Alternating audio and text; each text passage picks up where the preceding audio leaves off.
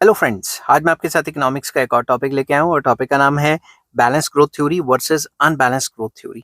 इन दोनों में डिफरेंस क्या है वो डिस्कस करेंगे। डिस्कस करने से पहले बता दूं कि ये थ्योरीज के जो लॉन्ग क्वेश्चन के लिंक्स आपको डिस्क्रिप्शन में मिल जाएंगे।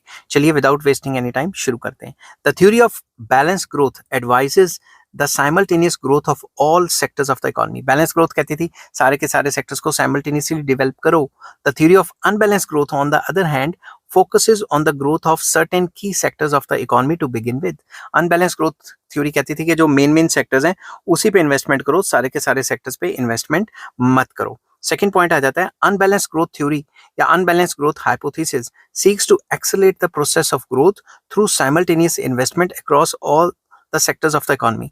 तो जो बैलेंस ग्रोथ की थ्योरी है वो कहती है कि सारे के सारे सेक्टर्स में साइमल्टेनियसली इन्वेस्टमेंट करनी चाहिए।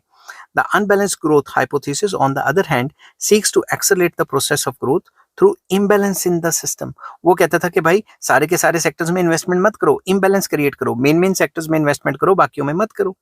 थर्ड पॉइंट आ जाता है balance growth requires lot of capital investment right from the beginning of the growth process. तो बैलेंस ग्रोथ के लिए काफी ज्यादा पैसा चाहिए क्योंकि सारे सेक्टर्स में इन्वेस्टमेंट करनी है। Unbalance growth requires relatively less much less investment क्योंकि मेन सेक्टर्स में इन्वेस्टमेंट करनी है बस।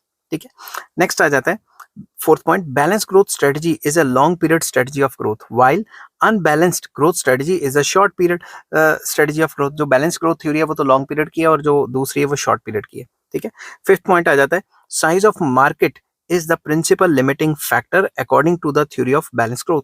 बैलेंस ग्रोथ की थ्योरी कहती है कि जो ग्रोथ को जो लिमिट कर रहा है उसमें मेन फैक्टर है, सबसे मेन फैक्टर है वो है जो साइज ऑफ मार्केट है, वॉल्यूम ऑफ ट्रेड है। ठीक है, साइज ऑफ मार्केट बहुत ज्यादा असर डालता है डेवलपमेंट को। ठीक है, दूसरी तरफ but according to the unbalance growth theory it is decision making and entrepreneurial skill जो अंडर डेवलप्ड कंट्रीज को डेवलपमेंट से रोकती हैं। तो दोनों अलग अलग बातें कर रहे हैं।